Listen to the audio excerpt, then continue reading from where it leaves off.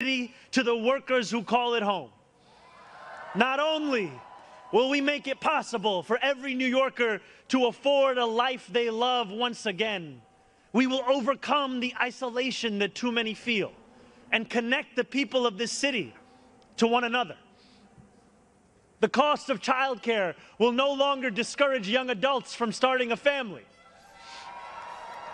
because we will deliver universal childcare for the many by taxing the wealthiest few. Those in rent-stabilized homes will no longer dread the latest rent hike, because we will freeze the rent. Getting on a bus without worrying about a fare hike or whether you'll be able to get to your destination on time will no longer be deemed a small miracle, because we will make those buses fast and free. These policies are not simply about the costs we make free, but the lives we fill with freedom. For too long in our city, freedom has belonged only to those who can afford to buy it. Our City Hall will change that. These promises carried our movement to City Hall, and they will carry us from the rallying cries of a campaign to the realities of a new era in politics. 2 Sundays ago, as snow softly fell, I spent 12 hours at the Museum of the Moving Image in Astoria, listening to New Yorkers from every borough as they told me about the city that is theirs. We discussed construction hours on the Van Wyck Expressway and EBT eligibility, affordable housing for artists and ICE raids. I spoke to a man named TJ who said that one day a few years ago, his heart broke as he realized that he would never get ahead here, no matter how hard he worked.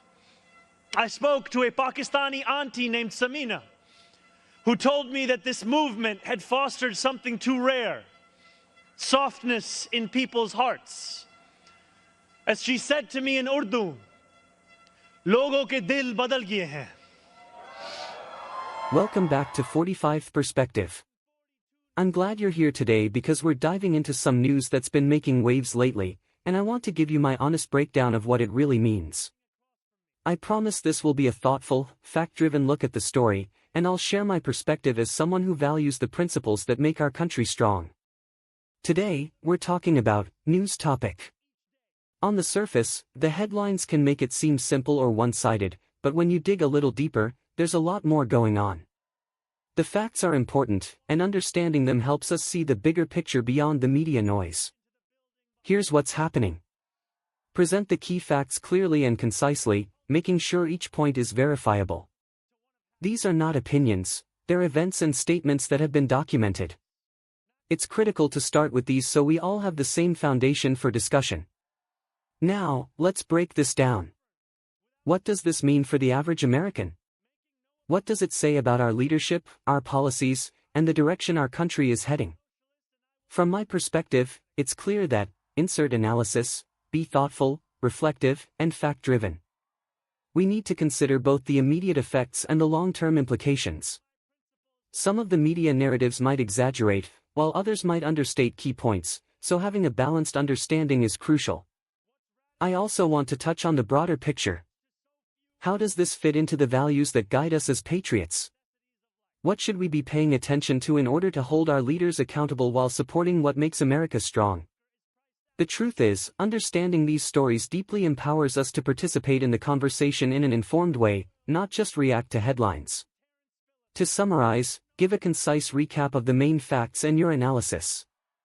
We've covered what happened, why it matters, and how it connects to the bigger picture. My goal is for you to leave this video with clarity, perspective, and a sense of how these events relate to our principles and our nation's future. If you found this breakdown helpful, I encourage you to like this video and subscribe to 45 Perspective so you won't miss future analysis. Thank you for taking the time to watch and think critically about what's happening around us. Your engagement makes a difference, and together, we can look at the news clearly and thoughtfully. 142 New Yorkers out of 8.5 million. And yet, if anything united each person sitting across from me, It was the shared recognition that this moment demands a new politics and a new approach to power. We will deliver nothing less as we work each day to make this city belong to more of its people than it did the day before. Here is what I want you to expect from the administration that this morning moved into the building behind me. We will transform the culture of City Hall from one of no to one of how. We will answer to all New Yorkers, not to any billionaire or oligarch who thinks they can buy our democracy. We will govern without shame and insecurity, making no apology for what we believe. I was elected as a democratic socialist, and I will govern as a democratic socialist.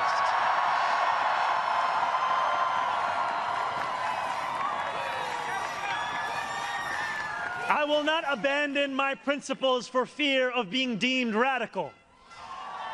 As the great senator from Vermont once said, what's radical is a system which gives so much to so few and denies so many people the basic necessities of life. We will strive each day to ensure that no New Yorker is priced out of any one of those basic necessities. And throughout it all, we will, in the words of Jason Terrence Phillips, better known as Jadakiss or Jay to the moi, be outside. Because this is a government of New York, by New York, and for New York.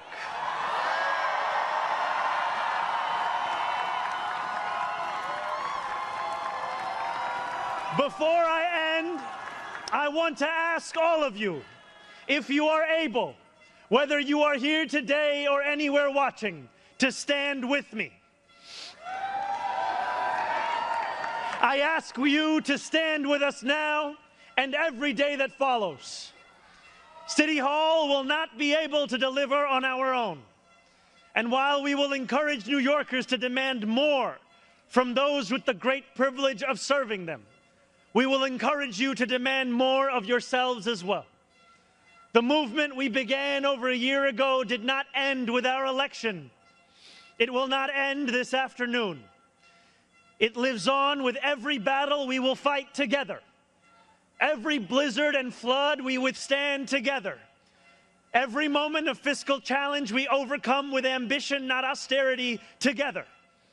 Every way we pursue change in working people's interests rather than at their expense, together.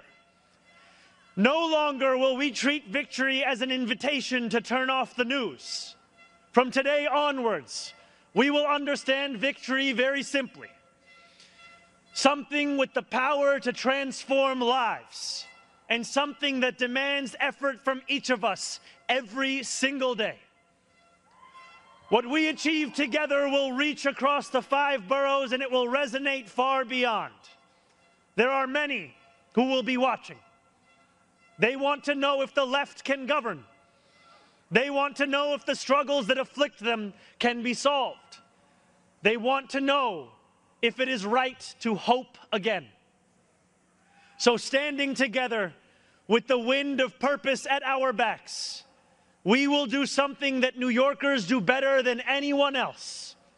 We will set an example for the world. If what Sinatra said is true, let us prove that anyone can make it in New York and anywhere else too. Let us prove that when a city belongs to the people, there is no need too small to be met, no person too sick to be made healthy, no one too alone to feel like New York is their home. The work continues. The work endures. The work, my friends, has only just begun. Thank you.